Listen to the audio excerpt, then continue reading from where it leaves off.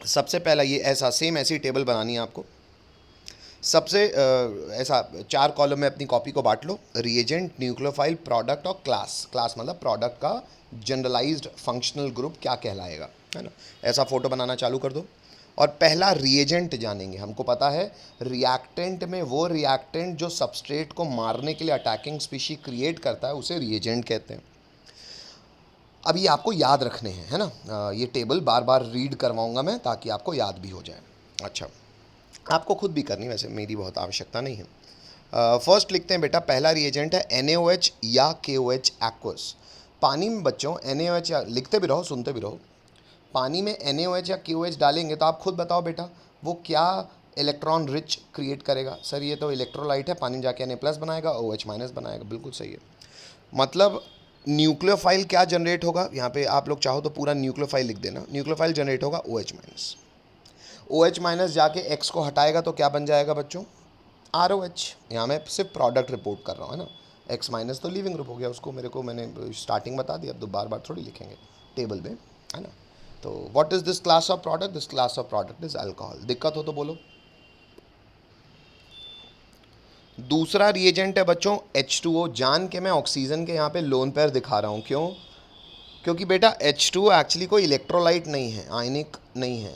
H2O में nucleophile पूरा का पूरा मॉलिक्यूल ही होगा, न्यूट्रल लिखा हुआ है, पूरा का पूरा न्यूट्रल मॉलिक्यूल ही न्यूक्लियोफाइल होगा। सर न्यूट्रल मॉलिक्यूल न्यूक्लियोफाइल कैसे हो सकता है, ये तो माइनस नहीं है बेटा। माइनस ना हो लेकिन फिर भी इस मॉलिक्यूल में कोई ऐसा केंद्र होगा ना जो इलेक्ट्रॉन रिच हो, वो केंद्र है ऑक्सीजन के लोन पेयर। इसलिए लोन पेयर मैंने दोनों बार यहाँ पे दर्शाए हैं कि यहाँ पे ऑक्सीजन के lone pair as a nucleophile behave करेंगे। यहाँ पे मैं जान के आपको, क्योंकि ये सिंपल OH माइनस नहीं है, पानी जब भी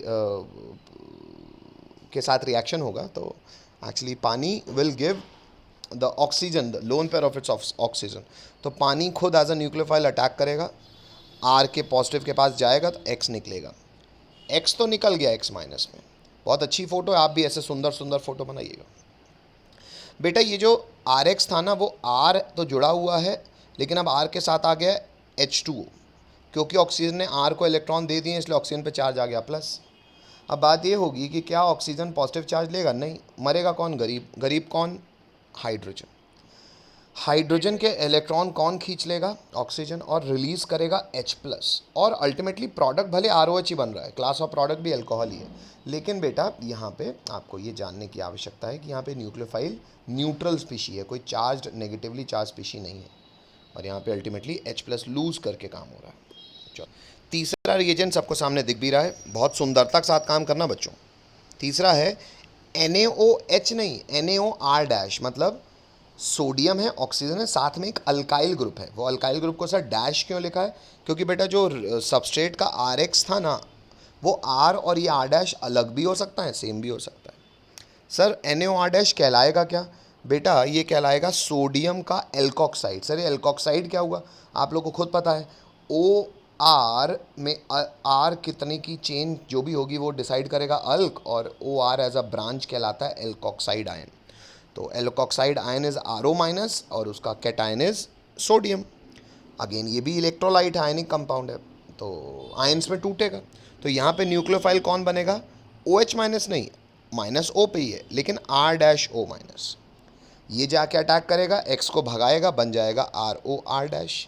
ये क्यों टेबल याद रखना ज़रूरी है, इसलिए क्योंकि बेटा बार बार ना हम ये कंपैरिजन नहीं कर पाएंगे कि कौन वीक बेस कौन स्ट्रॉन्ग बेस।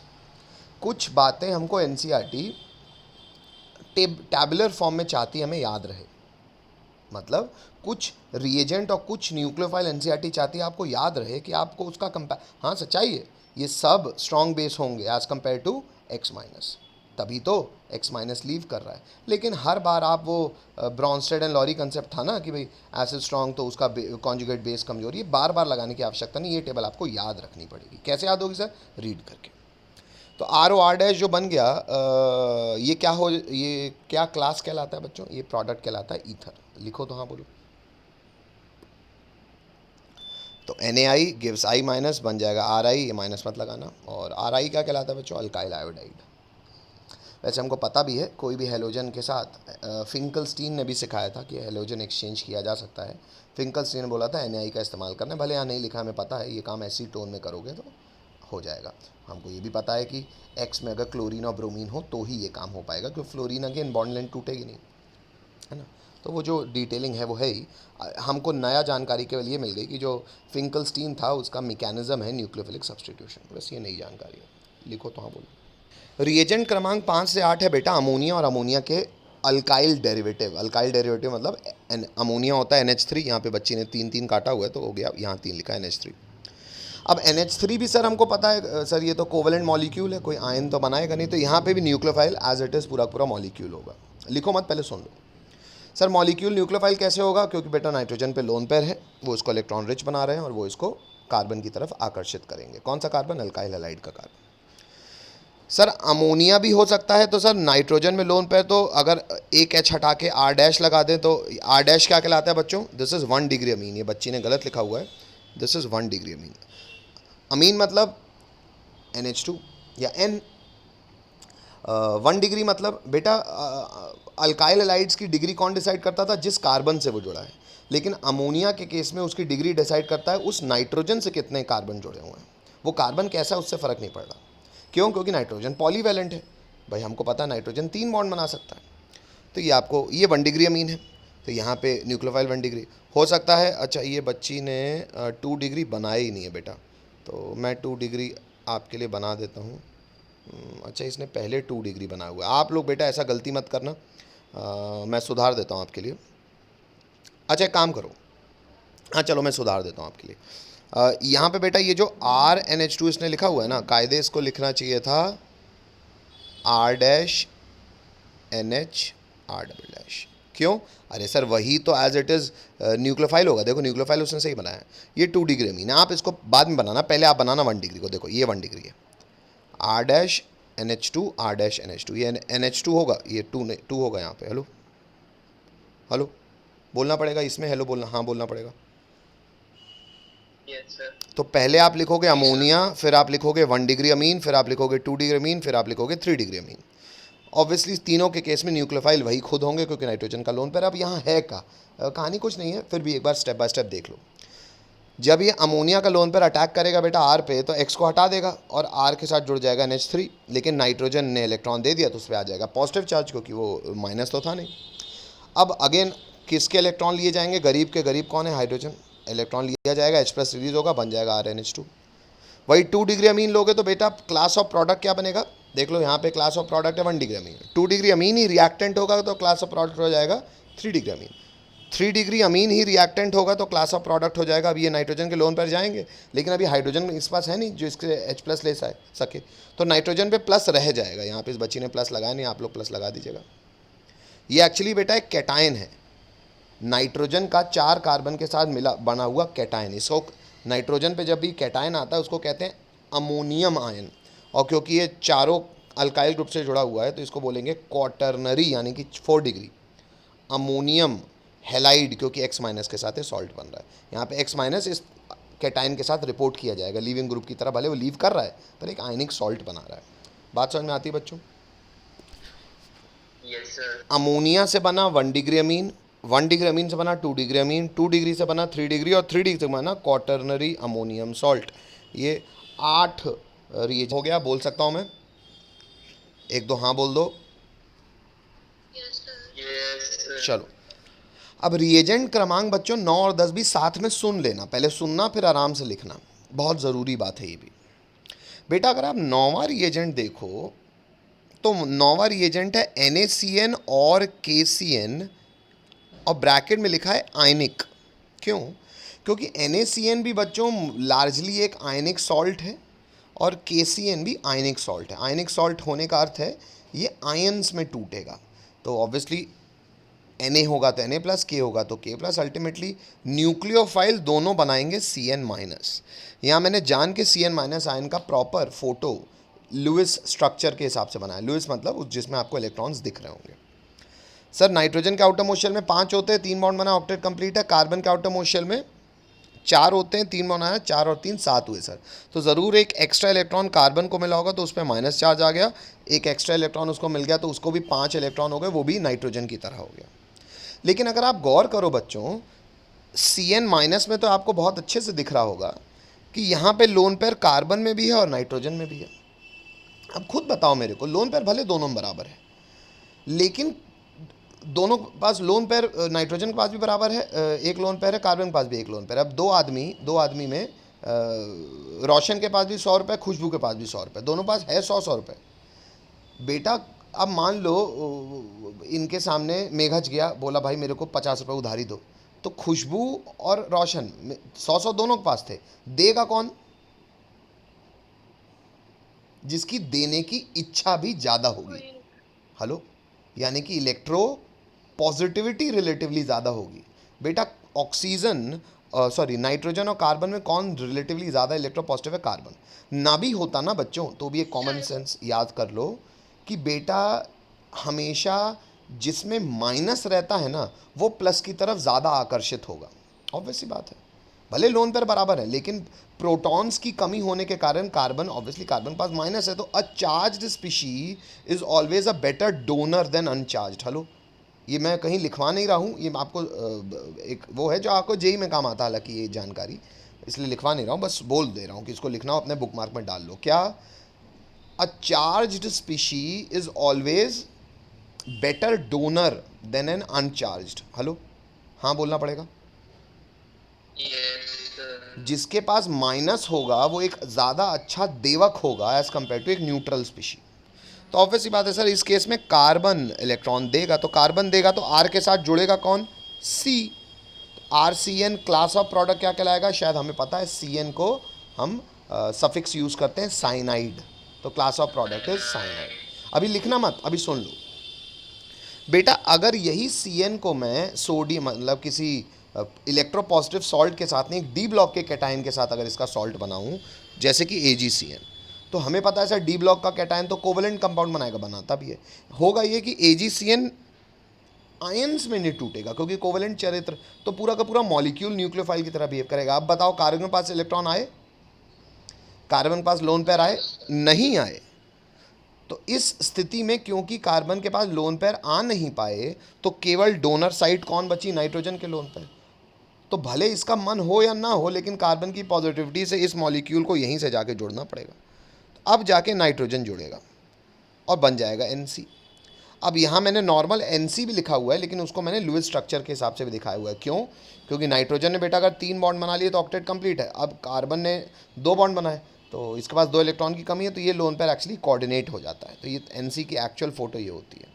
और ऑब्वियसली हमें पता भी है, नहीं पता तो आज से जान जाएं, अगर कार्बन के साथ NC जुड़ा हो बच्चों, तो ये फंक्शनल रूप कहलाता है आइसोसाइनाइड। हेलो हेलो, एडवांस में तो केवल ABCD में फोटो पूछी थी उसने, इसलिए बता भी देता हूँ, कोई बात नहीं, ये सवाल अच्छा बात है, चलो पूछ देख लो। क्या है बेटा कि फ़िलहाल मेरे पास AgCN न्यूक्लियोफाइल है।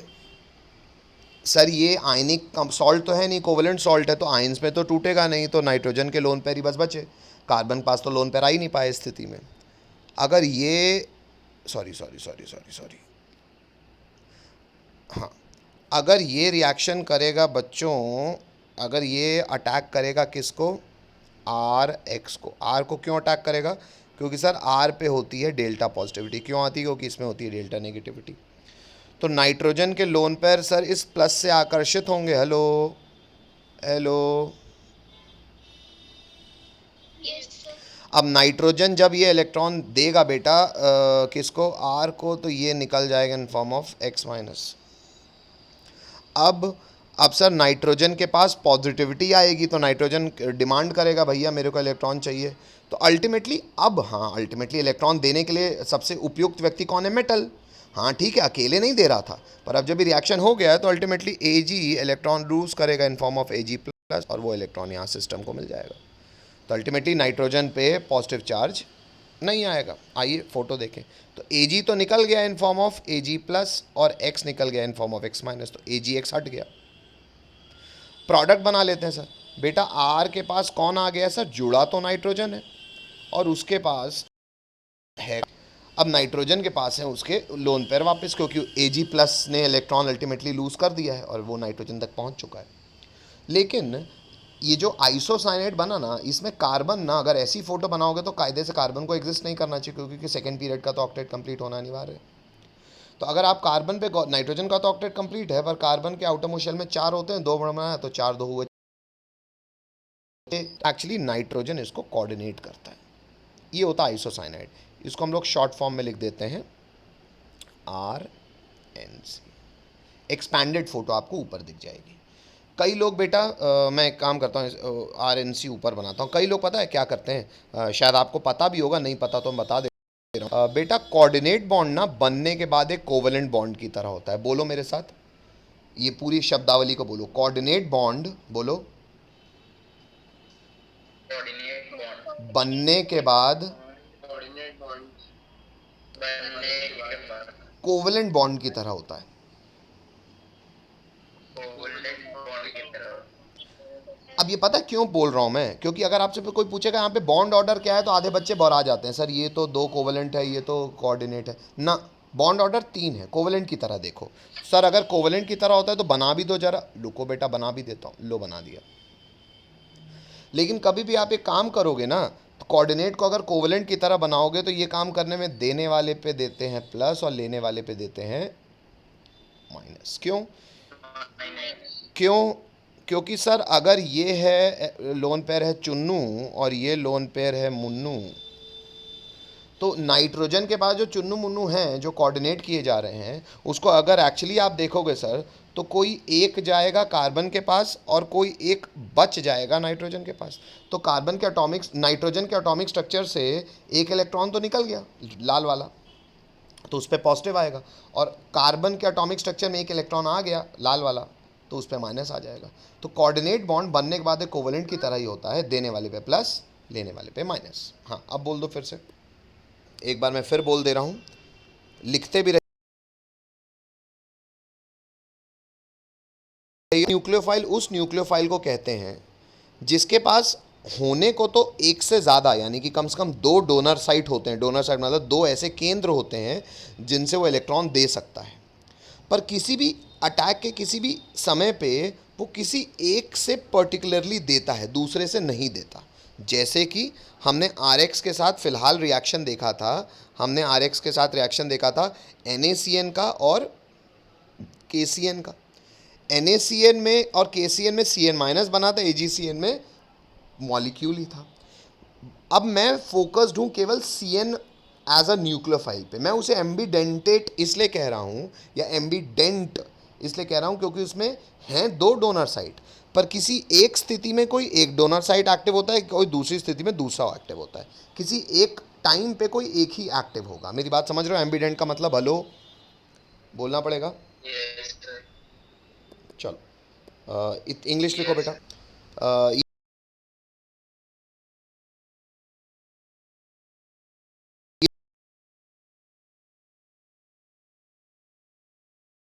ये जो पार्शली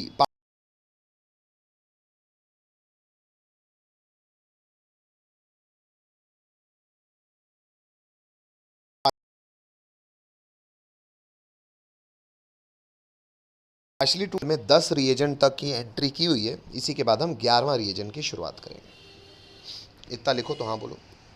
प्रोसेस ये है बच्चों की, अगर KNO2 या NaNO2 रिएजेंट क्रमांक 11 ये आयनिक है, लिख लेना यहाँ ब्रैकेट में, या AgNO2 ये कोवेलेंट सॉल्ट है, तो ये आयंस में टूटेगा तो बनाएगा NO2 माइनस। मैंने NO2 K प्लस और NO2 माइनस, NO2 माइनस का मैंने लुईस स्ट्रक्चर बनाया प्रॉपर।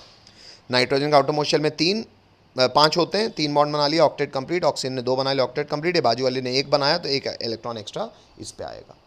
तो मतलब लोन पेयर ऑक्सीजन के पास भी है, लोन पेयर ये बीच के नाइट्रोजन के पास भी है, लेकिन फिलहाल charge species better donor than uncharge, तो फिलहाल ये ऑक्सीजन डोनेट करेगा, ये डोनेट करेगा, R से ये जुड़ेगा। तो R के साथ ONO जब फंक्शनल ग्रुप लगता है बच्चों, तो इसको, इस ब्रांच को कहते हैं नाइट्राइट। क्या नाम है? क्या नाम है? नाइट्राइट। NI मैं लिख भी देता हूँ, नाइट्राइट, NITRITE। और वही बच्चों अगर कोवलेंट है तो ऑक्सीजन के पास भी लोन पेयर है, नाइट्रोजन के पास भी लोन पेयर है।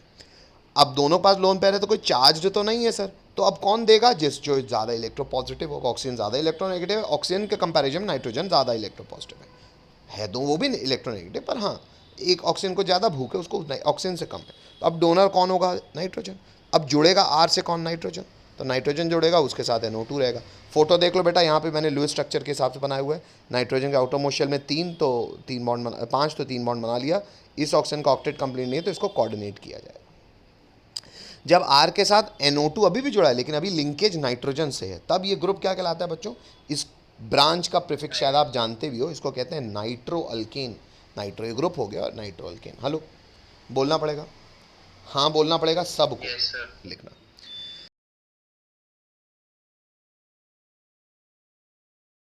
सी ट्रिपल बॉन्ड C- और Na+, ये भी एक सॉल्ट है बेटा। अगर आप लोगों को पता हो तो जो टर्मिनल अल्काइन है, मतलब कोने में मौजूद, टर्मिनल अल्काइन किसको कहते हैं बच्चों? जब अल्काइन का फंक्शनल ग्रुप कोने में होता है। तो टर्मिनल यानी कि कोने वाले अल्काइन के पास बच्चों एक हाइड्रोजन होगा। और शायद आपको मालूम होगा ये हाइड्रोजन एसिडिक होता है, नहीं मालूम तो जान लो, क्योंकि ये कार्बन ना sp हाइब्रिडाइज्ड है। और sp हाइब्रिडाइज्ड कार्बन कोई नॉर्मल कार्बन नहीं, भूखा इलेक्ट्रॉन डेफिशिएंट इलेक्ट्रोनेगेटिव कार्बन है। इसलिए ये भूखा इतना ज़्यादा होता है कि जैसे ऑक्सीजन हाइड्रोजन के H+ बना के इलेक्ट्रॉन ले लेता है, वैसे ये भी इस योग्य है। और कभी भी कोई H+ देने वाली चीज़ अगर सोडियम मेटल के साथ रिएक्शन करती है तो बना लेती है हाइड्रोजन गैस रिलीज करके सॉल्ट। ये वही सॉल्ट है बच्चों, सोडियम अल्काइनाइड, अल्काइन का सॉल्ट अल्काइनाइड सॉल्ट है सर। तो R' triple bond C- nucleophile होगा, ये जाके R' में अटैच हो जाएगा, तो ये कार्बन R' में अटैच हो गया, इससे अल्काइन बना, लेकिन R उसमें जुड़ गया तो ये हायर अल्काइन बन गया। मतलब जितना इसमें होगा उससे ज़्यादा कार्बन का अल्काइन बनेगा, इसलिए हायर अल्काइन लिखा है। वैसे ही बच्चों एक सॉल्ट है सिल्वर कार्बोक्सिलेट, Ag+ और R'(COO-). अब सर ये भी तो कोवलेंट सॉल्ट है, लेकिन यहाँ पे आपने R'(C+) क्यों लिखा हुआ है बेटा? इसलिए लिखा हुआ है कि इसमें ना एनायन जो है ये कार्बोक्सिलिक एसिड का एनायन है। अब कार्बोक्सिलिक एसिड इटसेल्फ एक स्ट्रॉन्ग एसिड नहीं होता बेटा, कार्बोक्सिलिक एसिड एक ऑर्गेनिक एसिड है, और ऑर्गेनिक एसिड वीक एसिड होते हैं, तो उनके कॉन्जुगेट बेस क्या होते हैं? स्ट्रॉन्ग बेस होते हैं। वही अगर कोई स्ट्रॉन्ग एसिड होता ना, उसका कॉन्जुगेट बेस वीक होता, लेकिन क्योंकि इटसेल्फ वीक एसिड का था तो वीक एसिड का कॉन्जुगेट बेस स्ट्रॉन्ग होता है। इसलिए यहाँ पे एक्सपेरिमेंटल जानकारी भी है कि R'(COO bond O- as a nucleophile behave करता है, ये आयंस में टूटता है और ये माइनस में टूट के R के साथ जुड़ जाता है। देखो R के साथ जुड़ गया, जहाँ O- था वहीं से R जोड़ा मैंने। ये R कौन सा? अल्काइल हैलाइड का। ये क्लास ऑफ प्रोडक्ट क्या कहलाता है बच्चों? R'(C+) ये कहलाता है एस्टर। क्या कहलाता है बच्चों? क्या कहलाता है? एस्टर। तो आप लोग बेटा ये 13 लिखो और ये 14 लिखो। सर ये बीच ये क्या कहानी लिखी हुई है? ये आप लोग अलग से 13-14 लिखने के बाद नोट डाल दीजिएगा, अपनी टेबल ख़राब मत कीजिएगा, नोट डाल दीजिएगा। ये वाला, ये नोट क्या है सर? बेटा जो मैंने मुंह से बात बोली वो लिखाई हुई है। क्या? कि कभी कोई एसिड के साथ अगर मेटल रिएक्ट करे, जो मैंने यहाँ अल्काइन के साथ मुंह से बोली थी, यहाँ मैं आपको बता भी रहा हूँ। एसिड के साथ अगर मेटल रिएक्ट करे तो एसिड रिलीज करता है हाइड्रोजन गैस और बना लेता है सॉल्ट, तो ये कहलाता है सिल्वर कार्बोक्सिलिक एसिड का, तो carboxylate. Hello hello, Yes, sir. चलो लिखने का तरीका आपको पता है, लिखना शुरू करिए, लिखिए तो हाँ बोलिए, कर लो। जो मैं आपको बोल रहा था वो पूरी कर रहा हूँ। जानकारी ये है बेटा कि जो टर्मिनल अल्काइन होते हैं, ये उसी नोट में लिख लेना, सारे अल्काइन नहीं, जो टर्मिनल अल्काइन होते हैं उनमें ये जो कार्बन होता है बच्चों, ये sp हाइब्रिडाइज्ड होता है, जो कि काफ़ी ज़्यादा इलेक्ट्रोनेगेटिव होता है और ये क्षमता रखता है हाइड्रोजन से इलेक्ट्रॉन गेन करने की। ये हाइड्रोजन ये कभी भी किसी भी मेटल के साथ रिएक्शन करेगा, किसी भी एक्टिव मेटल के साथ, मतलब ज़्यादा इलेक्ट्रोपॉजिटिव मेटल हो जैसे कि सोडियम, तो एक्चुअली ये रिलीज़ करता है बच्चों हाइड्रोजन गैस और साथ में बन जाता है R'(C+) और Na+। ये लिख लो बच्चों, आपने 11 में देखा भी होगा, लेकिन इतनी जानकारी बैलेंस करना है तो यहाँ पे हाफ लगा दोगे। लिखो तो हाँ बोलो बच्चों।